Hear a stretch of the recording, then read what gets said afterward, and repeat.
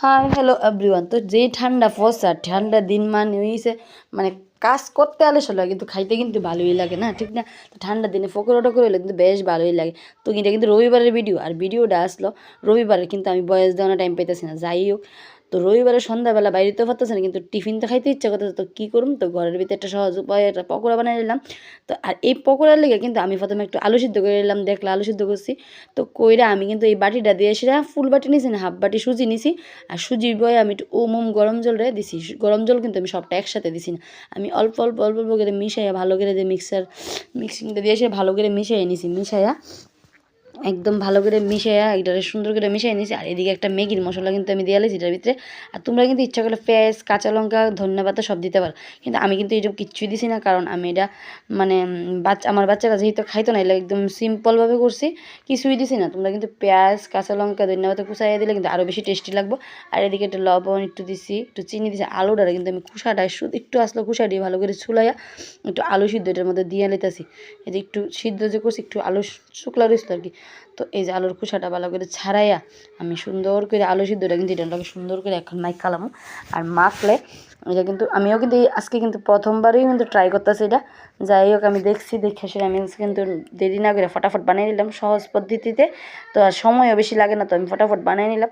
আর এই যে আলুটারে আমি সুন্দর করে আবার মাইখা একদম ম্যাশ করে লাগতেছি। এবার হাতে মাখতেছে সুজি আর আলুরে দিয়া সুন্দর করে ম্যাশ করে একদম মাইখা লেগেছে। খাইতে কিন্তু বেশই লাগছে, ঠিক আছে না? শীত আইলেই তো মনটা কয় একটু ঠান্ডা ঠান্ডা, কিন্তু কাজ করতে কিন্তু ভালো লাগে না, কিন্তু খাইতে তো মন চাই না। তো তার লেগে সুন্দর করে আমি একটু সুন্দর একদম কষলাইয়া ভালো করে মিহি করে আমি খেলে, যাতে যেমন আদা কাঁচা যেমন না থাকে।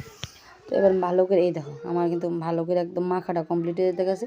একদম আলুর যাতে একটা যাতে ইয়ে না থাকে, একদম সুন্দর করে একদম ম্যাশ করে আমি মেঘ খেলাইতেছি সুন্দর করে।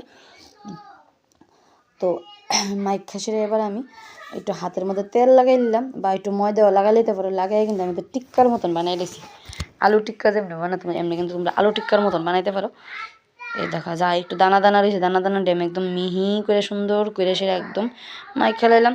আর এইদিকে তারপরে আমি কীটা করলাম, হাতের মধ্যে একটু তেল লাগাই নিয়েছি, তেলটা লাগাইছি। আবার এই তেল লাগানোর আগে কিন্তু এটার মধ্যে কিন্তু আমি একটু ময়দা অ্যাড করছি। তোমরা ময়দা বা চালের গুঁড়ো অ্যাড করতে পারো। যাই আমি ময়দা অ্যাড করছি, আমি চালের গুঁড়ো অ্যাড করছি না, ময়দা অ্যাড করছি। তোমরা কিন্তু দুইটা যে কোনো একটা করতে পারো, চালের গুঁড়ো দিতে পারো বা ময়দাও দিতে পারো। তো আমি কিন্তু ময়দা দিয়ে লেছি, আর ময়দা দিয়ে আমি আর একটু ভালো করে মাইখা লেছি, যাতে লেট লেট না দেখি একটু শক্ত শক্ত হয়। তো এই মাইখা নিলাম। তো মাইখা এবার আমি হাতের মধ্যে একটু তেল লাগাই লেছি। তোমরা কিন্তু তেলও লাগাইতে পারো, আবার ইচ্ছা করলে কিন্তু ময়দা দিয়েও করতে পারো। ময়দাও হাতে লাগাই করতে পারো, যাতে না লাগে। ওই যে আলু টিক্কার মতো আমি সুন্দর করে চ্যাপটা চ্যাপটা করে শেপ দিয়ে লাইছি। তো তোমরা মন মতন শেপ দিতে পারো। আমি কিন্তু আলু টিক্কার মতন শেপ দিয়েছি, দিয়ে সেটা সবটি এরকমভাবে সেম প্রসেসে সবটি এরকমভাবে একটা থালার মধ্যে আমি নিয়ে নিয়েছি। তো আমি কিছু ময়দাও দিতেছি হাতের মধ্যে লাগাচ্ছি, আবার কিছু আর তেলটা দিলে মনে হচ্ছে আমার কাছে তাড়াতাড়ি ওঠে। যাই হোক, এরকম করে কিন্তু প্রায় আমি সবটি সুন্দর করে থালার মধ্যে কিন্তু আমি সুন্দর করে সবটি রেডি করে লাইছি। এই দেখো আমার রেডি। আর এইদিকে আমার এদিকে কিন্তু তেলও বসাই দিছি গরমের লিগা। তো যাই হোক, আমার এই জায়গাটা ইগনোর করো সবাই। তো আমার যেহেতু আমার এই ঘরের মধ্যে আমার মানে ইন্ডাকশানটা, তো আমি এদিকে নিরামিষ, তো তার লিগে আমি ইন্ডাকশানটা এই ঘরে রাখি। আর এই দেখো তেলটা কিন্তু গরম হয়ে গেল। গরম হইতে না হইতে আমি কিন্তু একটা একটা করে সে সবগুলি দিয়ে লাইলাম। এগুলির নাম কিন্তু সুজির পকোড়া। তো কারা কারা খাইছে অবশ্যই কমেন্ট করে খাইছে। আমি কিন্তু কালকে ফার্স্ট টাইম খাইছি। আর এই দেখো সুজির পকোড়াটি যখন দিছি তখন একটা একটা ফুললা কিন্তু ডুমা ডুমা হয়ে গেছে।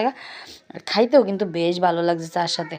আর এরকম করে কিন্তু আমি সবটি একদম সুন্দর করে বানিয়ে নিলাম। এই দেখো কত ডুমা ডুমা হয়েছে।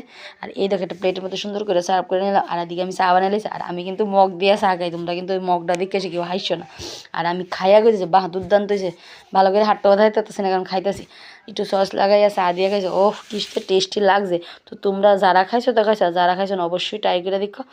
চলো আজকাল লেগে ব্লগটা এখানেই। চলো টাটা। আর কেটা কেটা এমনভাবে আমার মতন মগ দিয়ে চা করে অবশ্যই কিন্তু কমেন্ট করে জানাই। চলো টাটা।